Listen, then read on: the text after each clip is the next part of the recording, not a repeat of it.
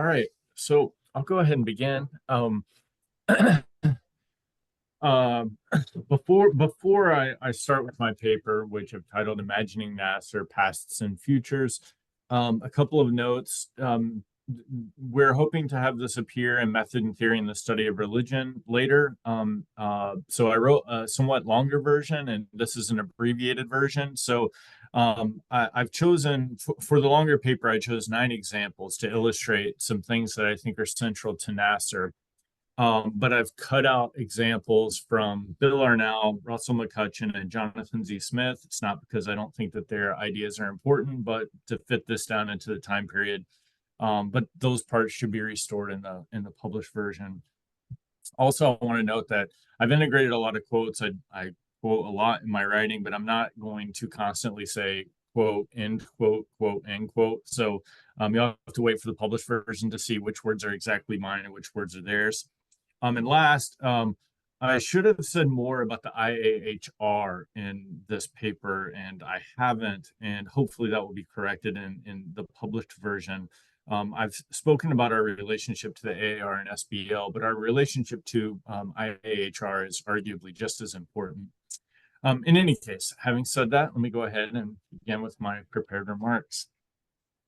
In 2025, the North American Association for the Study of Religion will celebrate its 40th anniversary. Consequently, I thought this might be a moment to reflect on who we are, where we came from, and where we might go in the future. Or, to put it in a more technical scholarly vocabulary, I thought it might be a good opportunity to work on our collective social imaginary, particularly by pulling on a few intellectual threads that I will argue are woven into our organizational tapestry. I hope you will permit me a somewhat arbitrary starting point. As I am fond of telling my students when they claim that someone we are reading thinks that they are at the center of the universe, I ask them, don't we all think that? We can only see the universe from where we sit. So I'll arbitrarily begin my story about NAASR with myself. While the following comments might seem a little self-indulgent, I will return to them at the end and attempt to show their possible significance. I was raised in Mississippi and Indiana by Butch and Sandy Martin. Our family was the sort of family that was at church 3 or 4 times a week, Sunday morning, Sunday night, Wednesday night, and when musical children's or youth programming allowed, other nights of the week. My mother played piano and my father directed the choir. I internalized the conservative ideology of our particular branch of the Wesleyan tradition. I fully agreed that, of course, the Bible was the inerrant word of God, for cognitive acquiescence to that doctrine was a condition of acceptance in the community. Being extremely socially awkward and having few friends at school, I became deeply invested in the church community, as that was the community that welcomed me. As a teenager, I became attached to the youth minister at my church, for he made me feel welcome, unlike my peers at school. Is it any surprise that I decided to attend a conservative evangelical college in the late 90s, double majoring in Bible and Christian ministries, with hopes of becoming a minister myself? Alas, however, I was also the student who asked too many unsettling questions, and the more I studied, the more I became disillusioned by the lack of good answers to my questions about this purportedly inerrant Bible. However, along the way, I became attached to my college professors. Contrary to my fellow students, they always seemed to welcome the questions I asked. In any case, by the time I finished college, I no longer identified as Christian. I dropped the Christian ministry major that I had. What can one do with a degree in biblical studies if one no longer wishes to become a minister? Well, like other fools who have no real understanding of the academic job market, I decided I wanted to be a professor. Perhaps because I felt towards my college professors the same way I felt towards my youth minister. After completing a master's at the Claremont School of Theology, I ended up in the doctoral program at Syracuse University. Students were carefully mentored there, and of course, graduate students were professionalized by being encouraged to present at AAR meetings. My first paper at the AAR was presented in 2005 at a joint session of the Lesbian Feminist Issues and Religion Group and the Religious Freedom, Public Life, and the State Group. My criticisms of the religious freedom discursive framework were not well received, in part because I was calling into question the doxa on which their projects were grounded. Thus, I sought other possible homes for my research, attempting to find a welcome in other AAR units. I tried philosophy groups, politics and religion groups, etc., A welcome never came. The questions I was asking and answering in my scholarship were apparently not questions that other people in the AAR seemed to want to ask. Around that time, I met Russell McCutcheon. He introduced me to NAASR and encouraged me to get involved. I submitted a paper proposal and subsequently presented at the annual conference in 2007, the year I completed my PhD. After the panel, one of the more prominent NAASR members expressed appreciation for my paper. And I finally felt I had found a place where I was welcome, or more specifically, where the questions I wanted to ask were the questions that other people were interested in. I've been an involved member ever since. What kind of questions were welcome at NAASR? Here's what I learned about who they had been before I got there. At the beginning, NAASR was led by a group of scholars, Donald Wiebe, Luther H. Martin, and Thomas Lawson, who, like me apparently, felt as if the work they wanted to accomplish would not be able to find a home within the AAR. In 2004, Martin and Wiebe wrote a brief history of NAASR up to that point. They cite a letter circulated to potential members in 1985, which claimed that it had become apparent to a number of scholars, especially those engaged in the history of religions, comparative religions, or the scientific study of religions, or simply those who felt the need for theoretical work in the field, that the American Academy of Religion had become such a complex and competing repository of interests that the academic study of religion was in danger of being lost in the process. In particular, the founders seem to have feared that the AAR was entirely beholden to the investments of either religious practitioners or a hegemonic liberal universalism. However, Martin and Wiebe explicitly note in their history that NAASR was founded as an alternative venue in which to work towards the establishment of a sound academic study of religion, not in opposition to the AAR, but complementary to it. In summary, the goal was to make a space for a type of scholarship that could have been performed in the AAR, but was not at the time, while at the same time remaining alongside the AAR. Notably, the original Constitution explicitly claims that members of the association will also be members in good standing in the American Academy of Religion or in the Society of Biblical Literature. What type of scholarship? What alternative styles of research did NAASR's founders hope to make a space for? To answer that question, we could look at a wide variety of data sets. We could look at NAASR's program over the years, or we could look at publications that had carried NAASR's imprimatur, such as the journal Method and Theory in the Study of Religion, edited by Mitsutoshi Hori and Tisa Winger. Or we could look at the various book series associated with NAASR, including the NAASR Working Papers series, edited by Emily D. Cruz, the Interdisciplinary Studies in Religion Key Thinkers series, edited by Leslie Duro Smith, and the Concepts in the Study of Religion Critical Primer series, edited by Miranda Simmons. Today, however, I've chosen to look back over the claims in print of 6 elected leaders. 3 have served as presidents, 1 has served as a vice president, and 2 have served as executive counselors. I've chosen these figures whose work I have a bit more familiarity with, but I hope that it is clear that had I chosen other writings, such as those of our founders or other leaders, such as Marcia Hewitt, Rosalind Hackett, Julie Ingersoll, Winifred Fowler Sullivan, or Rebecca King, I hope that it's clear that the same picture would emerge. When looking back on the works of our elected leaders, 3 commitments or 3 threads stand out to me. The first is a commitment to a certain kind of empiricism. The second is an investment in redescribing our object of study in terms that are different from the terms of the traditions we study.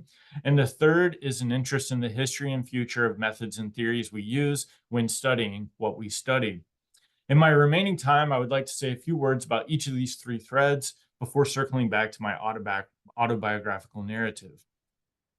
For our organization to survive, it must evolve and grow. We must weave in new theories and methods if we are to remain on the cutting edge of the field.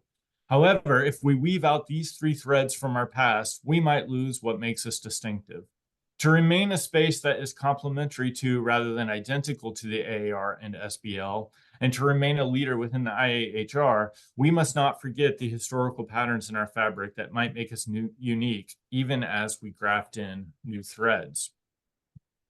So first thread, a certain kind of empiricism. In my course on Islam and Western imperialism, I have adopted an approach that I have learned in part from reading several books by former Vice President Aaron Hughes. Hughes insists that our claims about our object of study be supported by empirical evidence. In Muslim Identities, he bemoans the fact that many introductory courses on Islam recycle the basic mythic narratives of the tradition, treating them as if they were historical as opposed to later religious accounts. Instead, he argues that we should not accept that books fall from the heaven or that God exists as an actor in history. We do not have evidence for those sorts of things. What can we be certain about? Not much. When it comes to what took place at the purported origin of Islam, we have very little evidence. To offer just one example, Hughes points to the fact that stock narratives often assume that Mecca was an important center for trade. However, the fact that Mecca is not mentioned in any non-Islamic sources suggests that it might not be the center that later sources claimed it to be. If that's the case, we might need to revise our scholarly narratives so they do not depend on such unsupported assumptions. Consequently, when Hughes comes to discuss Muhammad, his text with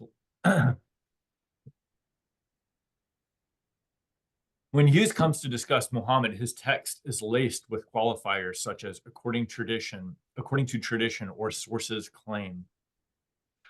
For these reasons, my Islam course that I teach, Islam and Western Imperialism, does not begin with God sending an angel to speak to Muhammad, for I accept that we don't have a great deal of empirical evidence for gods or angels. I have to start with what we do have good evidence for, and that seems to be an Arabian socio-political context in which there were contests for power among various groups, contests which one particular group appears to have eventually won. From that perspective, the Quran can be read as a political document, which is arguably how Muslims themselves describe it. According to Muhammad's hagiographies, the contents of the Quran were read in public and in private for the express purpose of persuading people to join a group that became hegemonic. If that's even partly true, we don't have a great deal of corroborating evidence, then the Quran is political speech. That's how I attempt to teach it. From this perspective, the Quran provides us with a paradigmatic example of what Eric's, Hobsbawm, and others have referred to as invented tradition, as it imagines an unbroken tradition from Abraham to Allah's final prophet, one that, the Quran insists, Jews and Christians do not properly understand. It's a brilliant example of an attempt to reorganize potentially oppositional social identities into a cohesive whole. Last semester, the students in my class seemed to have been confused, and they challenged me a few weeks in the course. Because I did not start with a narrative that began with God or a mystical experience on a mountaintop, the students asked me, why aren't you teaching about the religion, the spiritual stuff? I told them that as a scholar, I have to work from empirical evidence. I explained that while they as students might have souls, they won't hear about those souls in their psychology classes because psychologists cannot generate reproducible empirical evidence about souls. Because I attempt to hold myself to empirical standards similar to those of my peers in other disciplines within the university, I have to start with what is immanent rather than what is transcendent. In some, the students were confused because most narratives about Islam start from the heavens, while my narrative started from the earth. But in my opinion, this is what empiricism requires. Consider also the work of Jennifer Isle, former member of the NAASR Executive Council, in her book, Signs, Wonders, and Gifts, Divination in the Letters of Paul. She notes that Paul's letters consistently refer to his own divinatory practices and miraculous wonders. However, in Isle's books, these are redescribed as claims rather than events. In her chapter, Discursive Claims to Divine Authority, claims about divine signs and miraculous wonders confer credibility and social capital to those making the assertions and function to legitimize the new. Some of the mysteries remain secret in the sense that they were not revealed in his letters, and Isle points out that in the ancient world, a mystery increases the prestige and social capital of those who are in possession of the private but divine information. The one who possesses the information enjoys the elevated status of a gatekeeper, teacher, vis-a-vis those who wish to acquire the knowledge. These claims, again, by Isle, are presented as rhetorical strategies or forms of authorization. Once again, Isles' narrative focuses on imminent social causes rather than purportedly transcendent causes of the texts produced. On her telling, it seems that Paul's investment in increasing his social standing rather than divine agency motivated his letter writing. To summarize, the thread of scholarship exemplified here is empiricist because the immediate social conditions of the people producing the texts are the causes identified rather than causes that descended from the heavens. This is arguably an important thread in the sort of scholarship produced by NAASR members. And if our scholarship is going to be respected by our peers in the university outside our study of religion, it's a thread that arguably ought to remain. Second thread, an investment in redescription. The second thread I'm attempting to identify here is that the leaders and members of NAASR have a long history of being committed to comparison in a way that reflects a lack of investment in advancing the social imaginaries of the groups that we study. Why might comparison be at odds with the social imaginaries under investigation? As former president of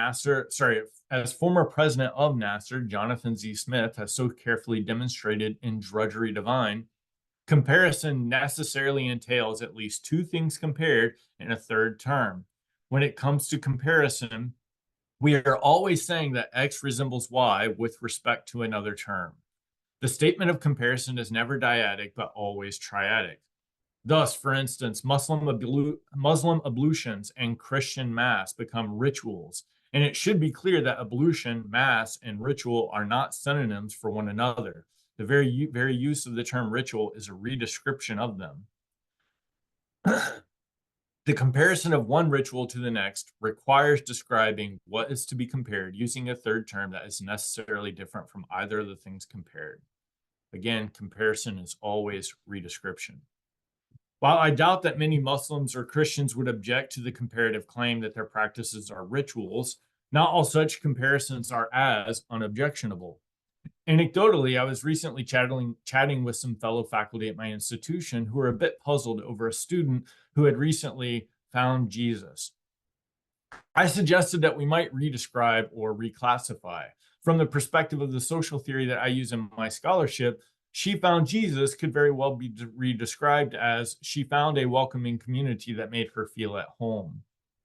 However, it's unlikely that the student would redescribe finding Jesus as finding a community, as her newly found community likely requires its members to make sense of themselves with reference to something that transcends the community. For them, if she had merely found a community, perhaps she was not really a member. Thus, comparison is sometimes at odds with the social imaginaries of the communities we compare. This approach arguably makes NAASR somewhat distinctive because many of our peers in the study of religion do in fact seem concerned about the effects of our scholarship on the social imaginaries of the people that we study. For instance, the AAR's Comparative Religious Ethics Unit, for instance, and these are their words, engages in normative argument on the basis of the study of religious ethics and may thereby speak to contemporary concerns about political problems regarding the coexistence of divergent social groups, as well as particular moral controversies.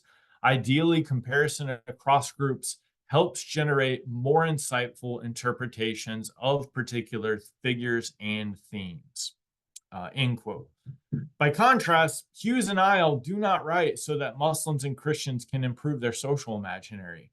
In fact, they appear largely uninterested in the consequences their research might have on the social imaginaries of Islam or Christianity. If anything, their research arguably challenges many of the taken for granted assumptions of the social imaginaries under consideration. No doubt some will take this as confirmation that NAASR members are against theology, for that's the stereotype of why NAASR was formed in the first place, right? To make a space for the anti-theological study of religion. On the one hand, there's clearly more than a little truth to the idea that NAASR members do indeed tend to think that their scholarship should not be beholden to the investments of the social formations they study. However, this does not amount to an anti-theological stance, in my opinion. Just means that we don't want to do theology. Of particular interest here might be the claims of former president of NAASR, Willie Brown. In The Irony of Religion, which is an essay in Jesus and Addiction to Origins, Brown challenges the purported opposition between theology and the study of religion. Religion itself is a framework, a category, and thus a demarcation for a non-theological discipline, but religion is precisely demarcated on the basis of theological content. Various data that are grouped together by the concept or taxon religion are linked, not by the analytic framework specified by humanistic or social scientific interests, but by the assertions of various theologians and other religious practitioners that the objects in questions have a claim to ultimacy or transcendence. Hence, the futility of religious studies' perpetual efforts to distinguish itself from the very disciplined theology on which its existence is predicated. For, if we wish to study religion, we are studying an object that is as theologically constituted as the gods themselves. Consequently, Brown suggests handing the study of religion over to the theologians. All that is to say, Brown does not appear to be against theology so much as he is for anthropology, sociology, psychology, political science, etc. We can arguably redescribe the anthropology of religion as just anthropology and the sociology of religion as just sociology. I do not think that Brown is anti-theology any more than a sociologist would be anti-society or a political scientist would be anti-politics. It is just that Brown does not think that theological investment in the sacrality of religion need be our investment as well. As Durkheim has so persuasively argued, in my opinion, we regard it as fruitful, the idea that social life must be explained, not by the conception held by those who participate in it, but by profound causes that escape consciousness. Just as sociologists always reserve the right to redescribe the societies they study in sociological terms rather than the terms of the social imaginaries of the societies themselves, we too can redescribe what other people take to be sacred without treating such matters as sacred. Consider also former NAASR President Naomi Goldenberg's essay, The Category of Religion in the Technology of Governance, an argument for understanding religions as vestigial states. There, Goldenberg suggests that many of those institutions that we identify as religions formerly functioned as states, that is, institutions with a monopoly on violence in a particular territory, but that they have since been subordinated to other state institutions. Vestigial states are institutional and cultural remainders of former sovereignties surviving within the jurisdictions of contemporary governments. For example, whereas Islam was for generations an empire, it is now, in many parts of the world, a mere religion. For Goldenberg, it seems clear that, for instance, the regulation of the family is a form of governmentality, and thus we see conflicts between so-called religious institutions and state institutions over who gets to manage such regulation. Consider Jehovah's Witnesses and their refusal of blood transfusions for their children. In many such instances, the U.S. state has removed children from their parents' custody and forced the transfusions. As Goldenberg puts it, because family life is commonly considered a legitimate jurisdiction of religion, vestigial states, that she names religious, often contest state jurisdiction about matters pertaining to domestic life. What is the point of her comparison of religions to states and her redescription of them as vestigial states? In particular, it invites us as scholars to see the extent to which the governing practices in purportedly religious and non-religious spheres are in fact inextricably implicated in one another. For Goldenberg, it seems that demarcating religious institutions from state institutions obscures the extent to which both types are engaged in identical work much of the time. By moving the category of religion into the category of statecraft, piety might be paralleled more closely with politics. Goldenberg is not invested in improving the social imaginary of states, the social imaginary of the world religions paradigm, or the social imaginary of purportedly apolitical groups we call religions. She is not calling Jews, Christians, and Muslims to self-identify as political rather than religious. She's not inviting them to reinterpret their sacred texts as political rather than religious documents. She's not inviting states to rewrite those parts of their constitution that subordinate religion to the state. Rather, she is calling on scholars to reimagine their social imaginary. While the Dalai Lama might describe himself as a religious rather than political leader, she points out that he insists that there always must be a separation of religion from politics. Perhaps we, as scholars, might nevertheless redescribe him as a political leader, although a leader of a vestigial state devoted to challenging and restricting the purview of Chinese domination. In summary, these NAASR leaders seem committed to redescribing their objects of study in vocabularies different from those studied. This does not amount to an attack on theology. It is merely an insistence on the right not to let the people and social formations we study set the terms of the debate. Third thread, an interest in the history of our methods and theories. The last thread I wish to pull on concerns the history of theory and method in the study of religion. NAASR leaders have historically had an investment in reviewing and rethinking the assumptions of our forebears, assumptions that often saturate our scholarship, but without our having noticed. In the origins of early Christian literature, current NAASR executive counselor Robin Faith Walsh attempts to take stock of part of our disciplinary history. She argues that New Testament scholarship on the Gospels often assumes that the Gospels authors reflected the spirit of an already established community, and she traces the assumptions to 19th century German Romanticism, an intellectual tradition that saw religion as the manifestation of the spirit of a folk. Very close to Hegel's view. The theories of figures such as Herder, Hamann, and Schelling suggested that the author genius functioned as the inspired mouthpiece of the people and their collective experience. They required such assumptions because they in particular desired an anchor to a respected past. They exhibited a longing for myth that could contribute to German social and political cohesion and legitimacy. But perhaps we no longer share those same desires. In any case, we have little empirical evidence for a well-established folk behind the Gospels, a folk whose spirit the authors captured. And in addition, the Gospel authors themselves describe their work as writing with and for literary networks of fellow writers, a competitive field of educated peers and associated literate specialists who possessed the necessary training and the technological means for producing and publishing their own writings. It turns out that we have a great deal of evidence for networks of authors in competitive literary fields in the Greco-Roman world. We have far less evidence for a folk with an essential spirit that was captured by, say, Luke.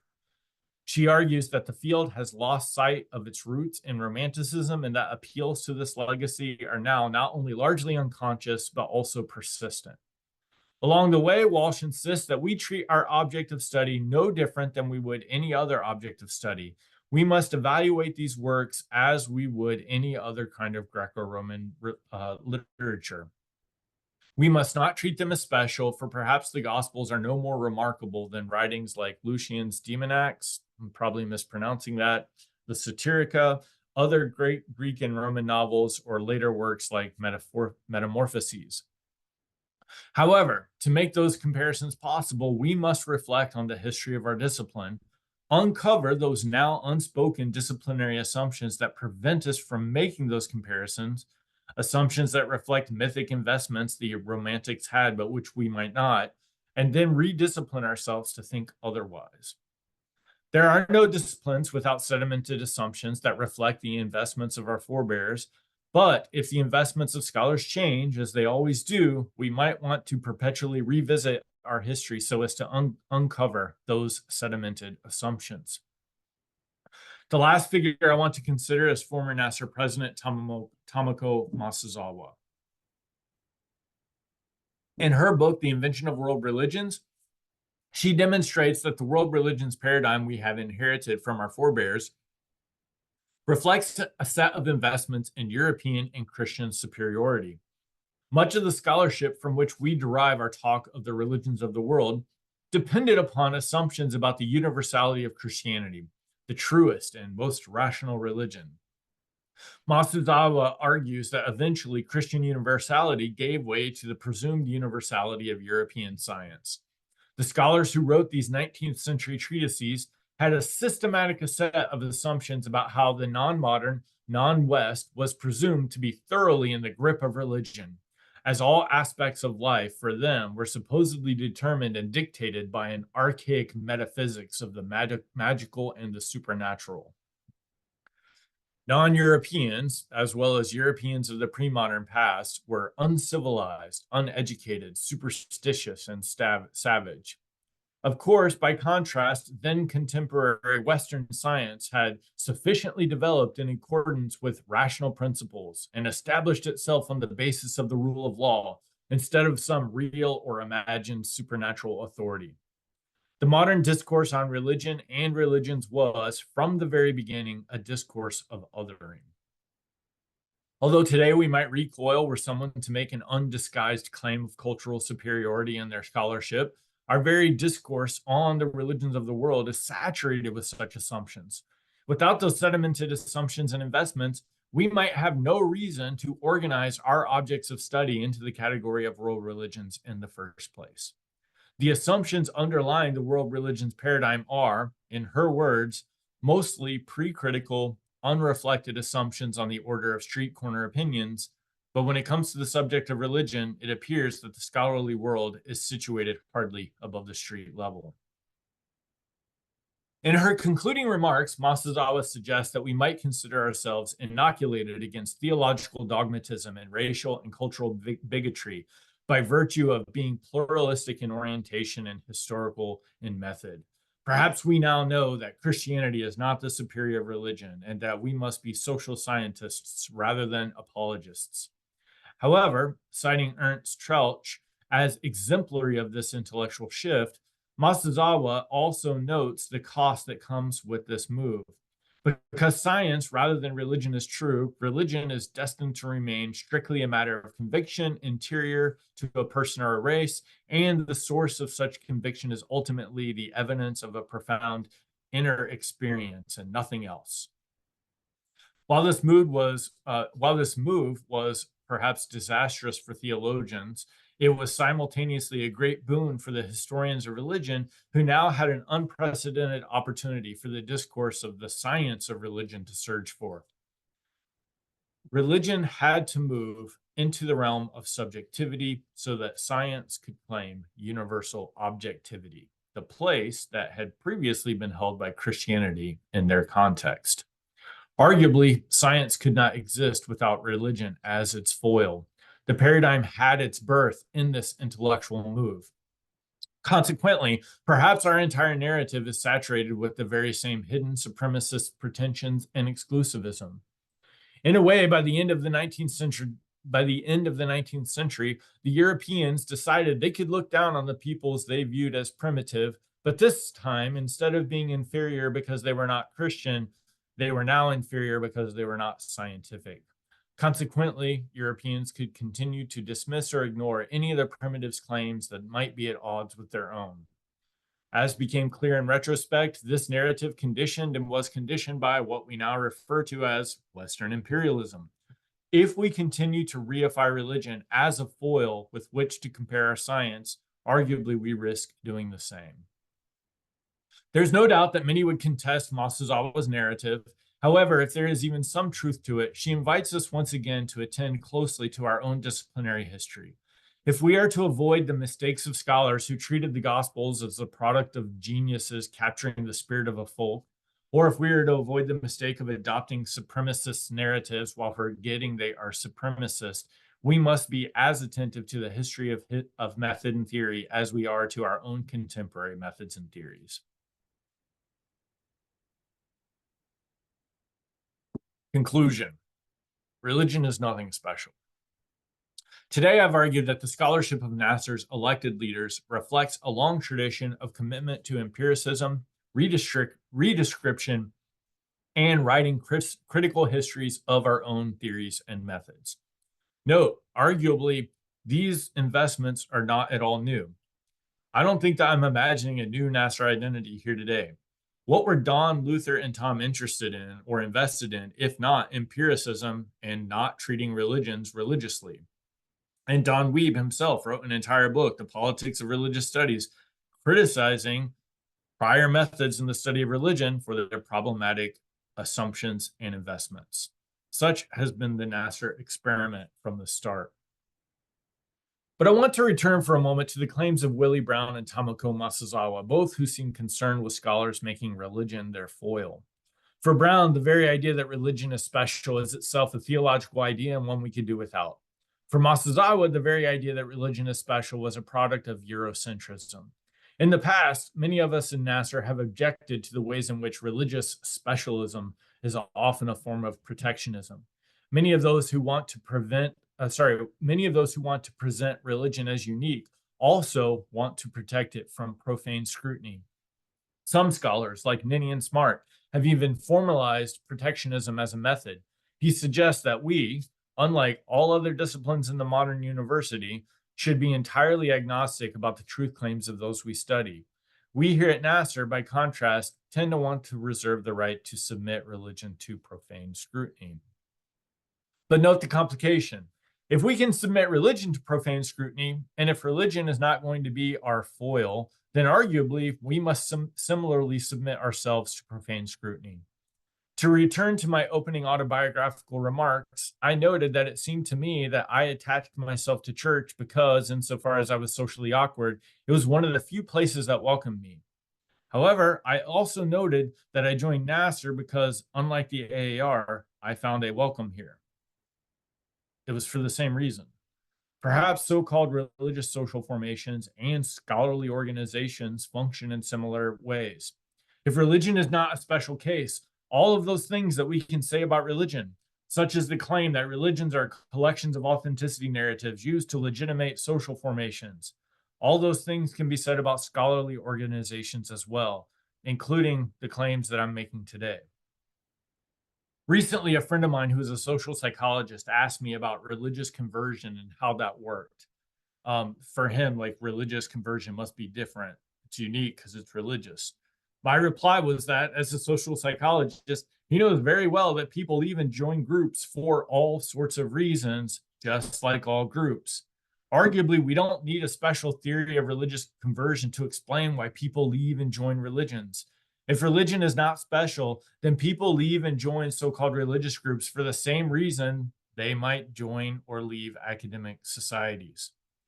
There's an excellent essay on Muslim deconversion by Maria Vliet, introduced to me by former president of NAASR, Rebecca King, which argues that when urban Muslims deconvert, this study was done in Europe, it often appears to result not from a change in their religious beliefs so much as they simply move to a new social location where their Muslim identity is no longer socially relevant.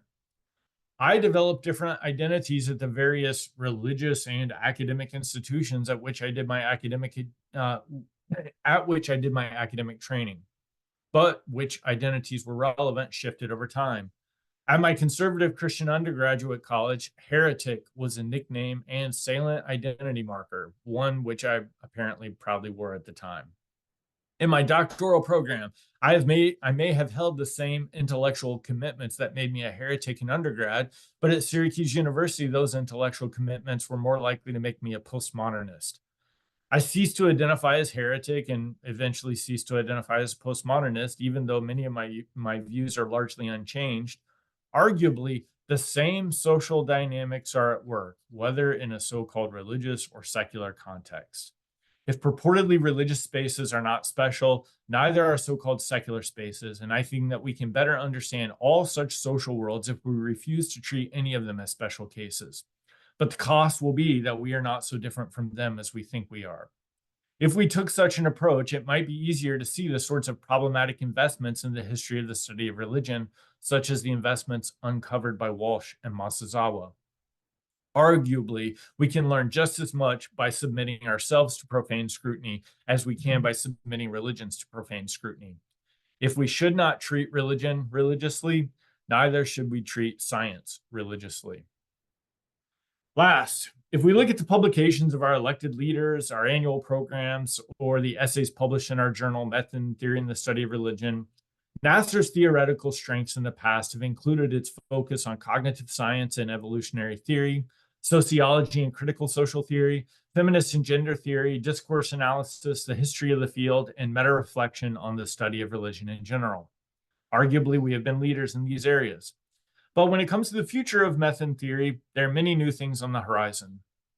Consequently, I am looking forward to our fall program, Interlocutions, where we will be exposed to, among other things, trauma theory, affect and cognitive theory, animal studies, environmental studies, infrastructure studies, disability studies, neoliberal studies, theories of governmentality, and decolonial studies. For us to remain on the cutting edge of our field, we will have to graft in the new with the old. However, I would like to argue that if we forget these three threads that I've identified here today, we may lose any distinctiveness. If we are to remain complementary to, rather than merely duplicate the work done in the AAR and SBL, we must not forget what might make us unique. However, this is not to say that we should isolate ourselves from the work that is being done in those organizations. There are many potential allies there. If we are to remain relevant, we cannot afford to isolate ourselves. However, luckily, we have never been totally isolated. Scholars outside NAASR keep reading our works. Our works are cited. Our works are discussed in the Journal of the American Academy of Religion. Our works are nominated for AAR Book Awards. Our works are transforming the way that many professors treat their introductory courses. Even theologians incorporate our work in their own work. We have an outsized influence on the field given the small size of our organization because we consistently produce valuable and interesting work. As long as we continue to do so, they will keep reading us. There is, of course, no unchanging essence to NAASR. I cannot tell you who we really are or how our future will unfold. No doubt, as new vocabularies, theories, and methods are woven into our organizational fabric, different patterns will emerge. I look forward to a changing future. However, there is a great deal of continuity and inertia when it comes to the three threads I've attempted to pull on today. While these three threads are not essences, I hope that we do not weave them out anytime soon. For those are the threads that made me and many others feel welcome here in the first place. I hope that in the future we remain committed to a certain type of empiricism, committed to redescription, and committed to reflecting on the history of our theories and methods, particularly as spaces for such work in North America are not always easy to find elsewhere. Thank you.